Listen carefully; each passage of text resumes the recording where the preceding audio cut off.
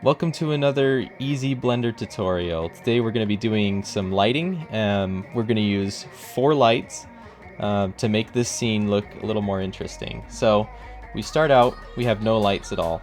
This is not the most pleasing thing to look at. The first light I'm going to add is going to be area light. And I'll scale this up, rotate it by 180 degrees.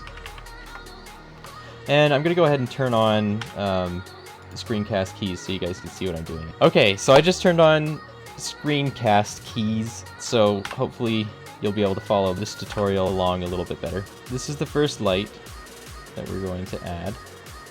I'm going to move it up just slightly so it doesn't shine onto this background here. And we'll turn the power up about to here. The reason we do this is because light reflects off of things and comes back to the subject. So whenever I was doing charcoal drawings of spheres or things like that, you can usually see the light bouncing back off the table back onto the ball, and it creates this kind of a look. So that's what this area light is for. So now I'm going to add a point light, and we're going to use this as a modified fill.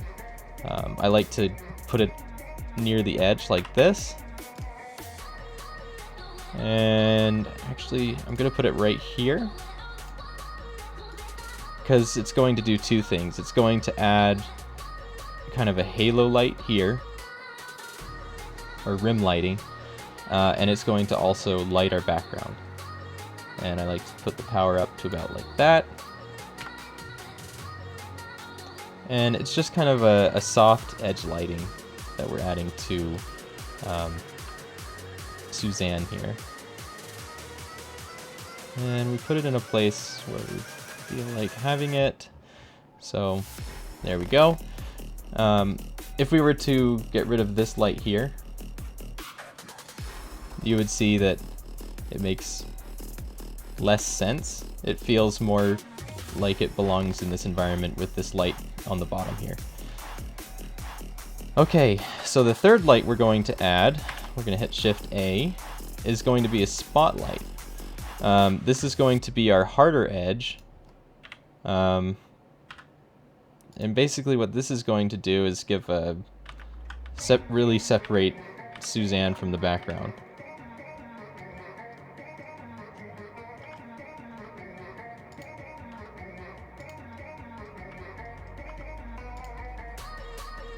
I'm going to make the radius, the size of this, wider. And we are going to put the power way up on this one, probably around 2000. There we go. So we're just kind of creating a dramatic lighting setup. Okay, and the final light we're going to add is going to be another spotlight, so I'm just going to go ahead and duplicate this.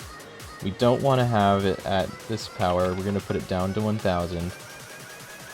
And I'll rotate it this way. Okay, so now we've got nice lighting, but it is a little bit boring. So one thing that's fun to do with these lights, in fact, let me just change the size of this so it's more just on Suzanne, not on the background. Okay. And if you don't want this to be on the background, you just move your subject, or move the background further away from your subject. One thing that I like to do to make things less boring is I'll go into this tab here and we'll change the color of this. So I'll brighten it maybe a little bit. And then I like to put it to blue, or just like a kind of a steel blue. You can make it more saturated or less, but usually like that is best for me. It's all preference. Another thing to do is to change this light here, and something interesting is that it changes the background slightly as well. So I'm going to make it kind of an orangey color.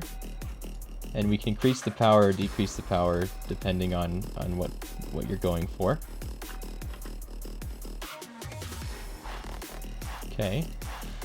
And you can go through and change all the other light colors as well. So this one might be nice if it were bluish or green or just any of these funky colors, but today we're gonna go with a blue color.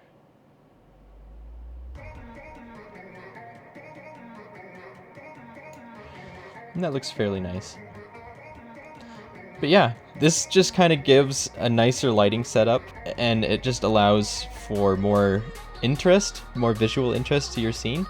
And I think it's underrated as far as how it's used. Like, people think of lighting as being secondary, but really there's a lot of thought that goes into it, and it can really boost your scene. So anyway, I hope you enjoyed the tutorial today. If you want to know how to do the depth of field, I also have a tutorial for that, and I have a tutorial for making this backdrop. Yeah, so thank you very much for watching my video. This is a small channel, but it's actually getting a little bit more attention, and that's really exciting because I like to teach how to work with Blender, and so it's really exciting for me to see that a lot of people are interested. So anyway, have a wonderful day.